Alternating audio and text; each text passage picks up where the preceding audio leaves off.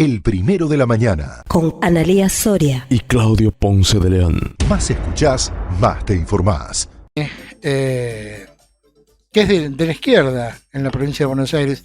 ¿Qué tal, Cane? Gusto en saludarlo. ¿Cómo le va? ¿Cómo están? Bien, bien, gracias por atendernos.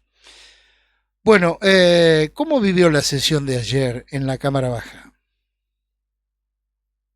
Y una sesión movida con muchos temas, complicada, pero bueno, no sé cuál en particular querías tocar. Por ejemplo, la media media sanción a este proyecto de una suerte de ley audiovisual, que dicho sea de paso lleva un presupuesto según lo que estipula el mismo proyecto de presupuesto presentado por el Ejecutivo, unos 716 millones. Muy bajito. O sea, más o menos los 675, que es lo que dice la ley, y que dice que después se va actualizando, es lo que sale a ser un largometraje en este momento. Entonces, en un momento en que, bueno, el Inca ha concentrado todos sus recursos en las grandes productoras, cerrando las vías que servían para que realizadores independientes, productoras independientes, locales, pequeñas, pudieran hacer a veces su ópera prima, ¿no? O, bueno, distintas producciones nacionales. Eso se cerró. Hay una gran expectativa de estos sectores en que una ley audiovisual bonaerense fuera un avance en este paso, pero bueno, ya en las primeras reuniones que tuvimos, yo como integrante de la Comisión de Cultura, un tema que muchos de los propios realizadores señalaban es que este monto es muy bajo, digamos, que difícilmente pueda servir para canalizar demasiado este problema. Ahora, nosotros igual lo queríamos acompañar, teníamos algunas otras críticas aparte del monto, por ejemplo, o algunos otros planteos, hicimos un dictamen de minoría, no fueron tomados por el oficialismo nuestras propuestas, nosotros veíamos que los fondos tenían que ser controlados de manera transparente por la propia comunidad artística, no solo por un ejecutivo y un consejo asesor no resolutivo que nombra el propio ejecutivo.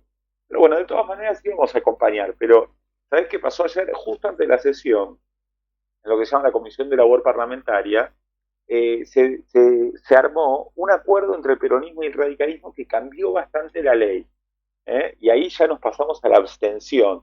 La razón de esto es que, aparte de los productores bonaerenses independientes, la ley ahora podría asignar parte de sus recursos a grandes productoras nacionales o internacionales que filmen en la provincia de Buenos Aires. Así que bueno, para nosotros es muy distinto en una provincia que tiene muy pocos recursos, donde las escuelas, los hospitales están en malas condiciones.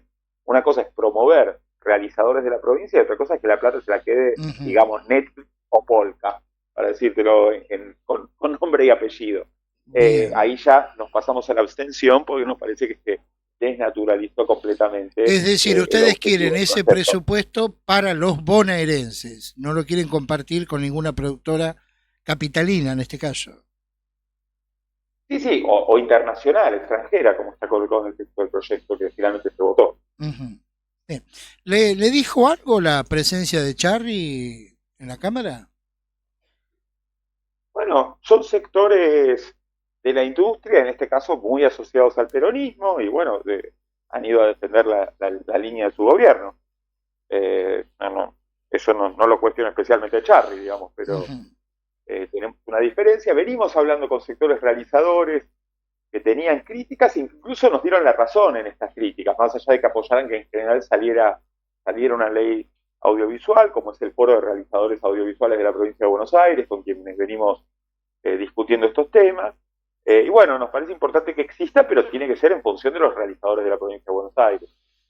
Bien. Esto termina dejando abierta la puerta. Mira, me lo dijo un funcionario ahí de la Cámara del oficialismo, es una especie de RIGI audiovisual. Bueno, como nosotros no acompañamos el RIGI, ni en Nación ni en la Provincia de Buenos Aires, este tipo de idea de que bajando los impuestos van a venir más inversiones a costa, digamos, de una recaudación que está en caída en la Provincia de Buenos Aires, como lo dijo el propio ministro Pablo López cuando vino el lunes a hacer una primera presentación del presupuesto, no nos parece bien que esos fondos de la Provincia de Buenos Aires vayan para las grandes productoras. Ahora, más allá de dónde derive el recurso estatal, en este caso a esta suerte de Inca bonaerense, nadie se pregunta que a lo mejor la caída de la recaudación viene justamente por el exceso de impuestos. Mirá, la recesión, más que de un exceso de impuestos, hay una cantidad de medidas que se han tomado donde está cayendo el consumo. Ha caído el consumo hasta de los productos de primera necesidad en el país. Así que bueno, hay una recesión muy marcada. Es cierto que después los impuestos que se recaudan hay que ver para qué van, ¿no? El rubro que más crece es el de pagos de la deuda provincial, y también en Nación el de la deuda nacional, mientras que otras necesidades justamente no son satisfacidas con los fondos que se recaudan, digamos, pero... Y en el caso es cierto que la mayor cantidad de fondos va al pago en lo nacional solo de los intereses, nada de capital, y algo parecido en la provincia de Buenos Aires. ¿Pero qué sugiere su bloque al respecto? No, nosotros somos partido de la investigación de esa deuda, de los negocios que se hicieron con ella y de la suspensión de su pago, justamente por la situación de emergencia que se atraviesa.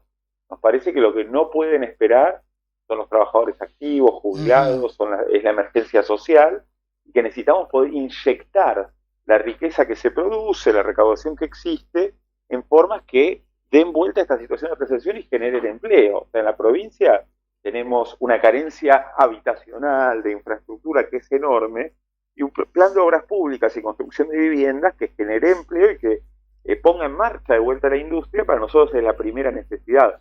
La primera necesidad no pueden ser los acreedores internacionales. Bien, ahora usted sabe que para poder prescindir de los créditos, porque este presupuesto que está presentado está pidiendo, entre lo que está escondido, y lo ha dicho públicamente el gobernador Kicillof, unos 2.200 millones de dólares. Para prescindir de pedir más dinero prestado, lo primero que hay que hacer es ajustarse en los gastos. Hablo de gastos, no de obligaciones que tiene que tener el Estado, como usted bien mencionó, el tema de los trabajadores, sus sueldos, sus aguinaldos, sus aportes y también los jubilados. Así es, bueno, pero sobre todo lo que nosotros queremos colocar en debate es que a pesar de la crisis hay plata en la provincia. El tema es que hay grandes beneficiados. Mira, pasan los gobiernos, y algo que los que conocen la política bonaerense, la economía bonaerense lo saben bien, los grandes terrenos de producción agraria en la provincia están subvaluados, o sea, tiene una tasación fiscal que no es la real, y que está a veces 10 o 20 veces por debajo de esta. Entonces, los terrenos más productivos del país y de la región, algunas de las tierras más productivas del mundo, pagan muchos impuestos menos de lo que tendrían que pagar legalmente, y menos proporcionalmente que los que pagamos vos, yo o cualquiera por una vivienda única. Es decir, hay que aumentarle los impuestos al campo, al sector productivo.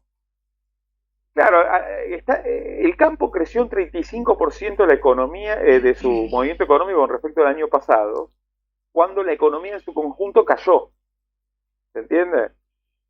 Ahora, al mismo tiempo, yo ni siquiera estoy diciendo aumentar las alícuotas, sino que se les hace realmente lo que está en el mercado, porque está decenas de veces detrás de eso. Es una estafa que se ha hecho con el, ¿cómo se dice? Con el acuerdo de sucesivos gobiernos provinciales, que también hay que decirlo, cuando trataron de modificarlo, tuvieron fuertes protestas del campo. Esto por un lado. Después hay grandes empresarios.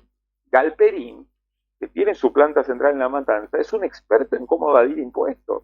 Ya está mudado del país para no pagar los impuestos argentinos.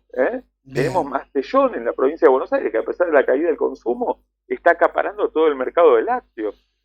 Bien, me parecería fantástico. Tenemos que ir a las grandes riquezas y no a los trabajadores. Diputado, sería fantástico que cada sector pague lo que corresponde pagar en materia de impuestos.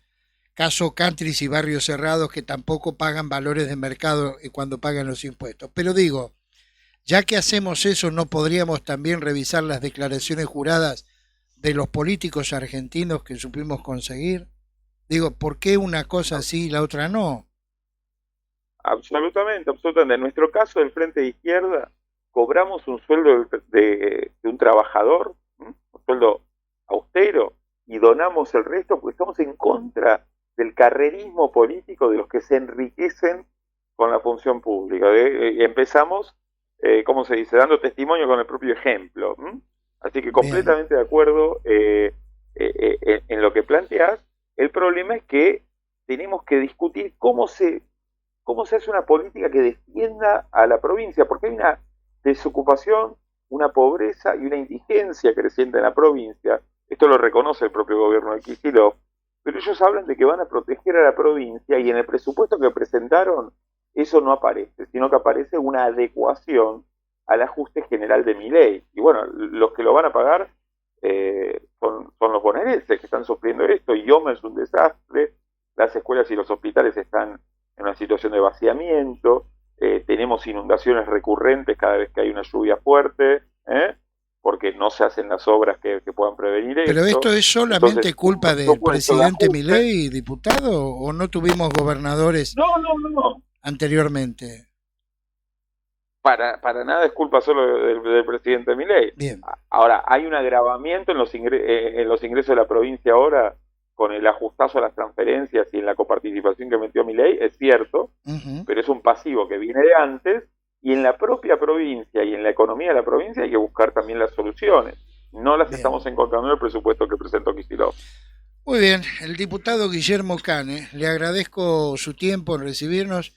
¿Vio que se puede dialogar aunque pensemos diferentes? No, claro, estamos abiertos al diálogo y agradecemos el espacio para un poco dar nuestro punto de vista. Yo le agradezco a usted. Le enviamos un saludo, diputado, muy amable. Claro, un saludo. El primero de la mañana. 100% periodismo.